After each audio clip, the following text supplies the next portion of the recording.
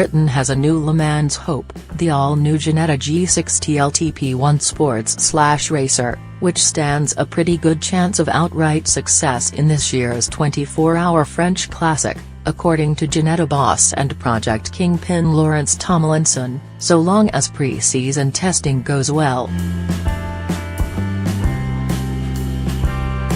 The G60, so named to commemorate Ginetta's 60 years of continuous car building, is an all-new non-hybrid LMP1 design created and built in the Leeds factory where Ginetta makes its existing cars.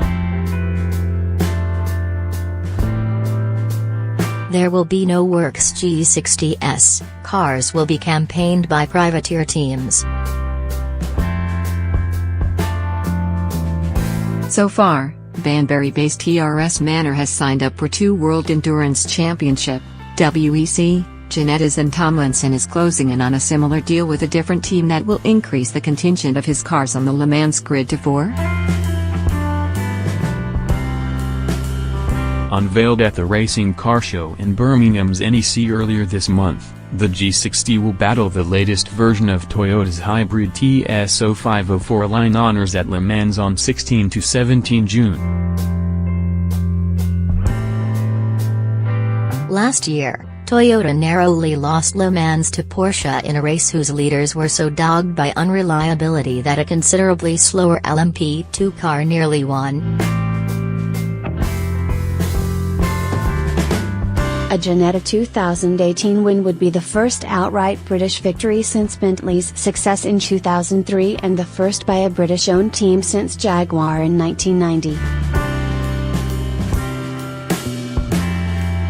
We believe our car's on the pace, says Tomlinson.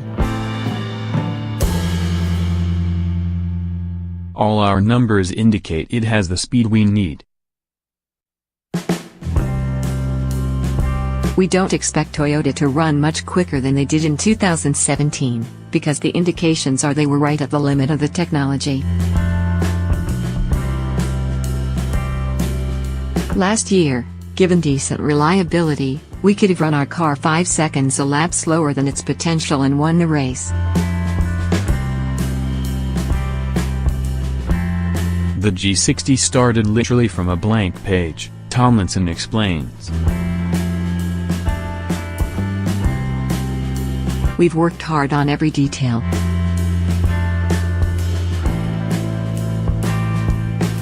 For instance, we could have used an existing LMP1 gearbox, but instead we've designed our own gearbox casing to give extra rigidity. We're also using the best and latest carbon fiber for our panels. Not everyone realizes it, but this is a material that varies a lot in quality. All carbon panels are light, but ours are so light they're almost anti-gravity.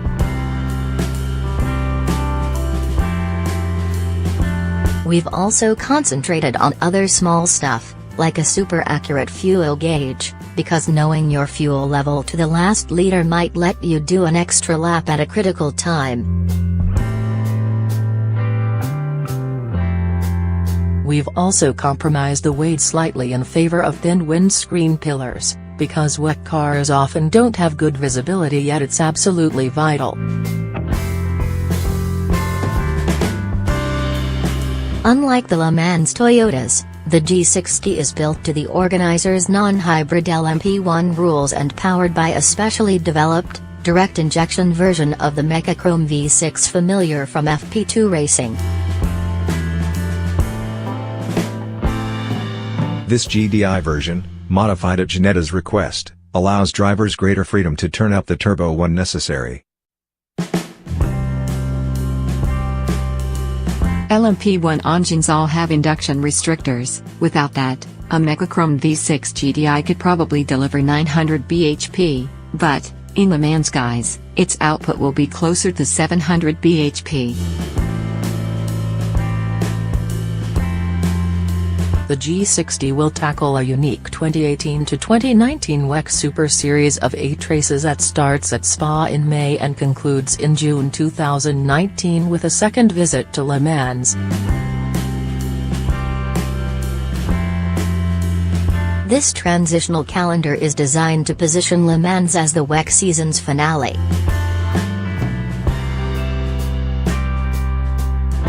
So for the 2019 to 2020 season, racing will start in October, probably in Asia, and conclude with Le Mans the following June.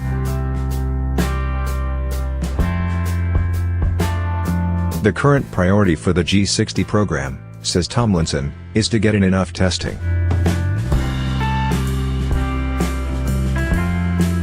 An intensive program is about to start, probably in Spain. He says.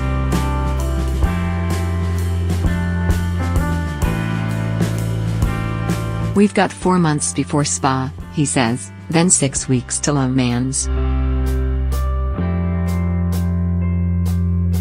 We have the technical ability and we've done the necessary planning. What we now need is reliability and luck.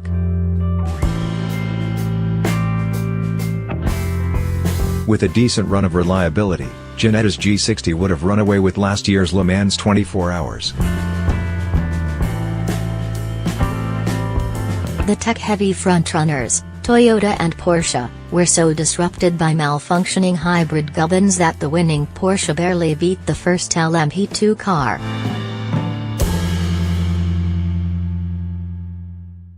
All of which illustrates the opportunity for Ginetta in 2018.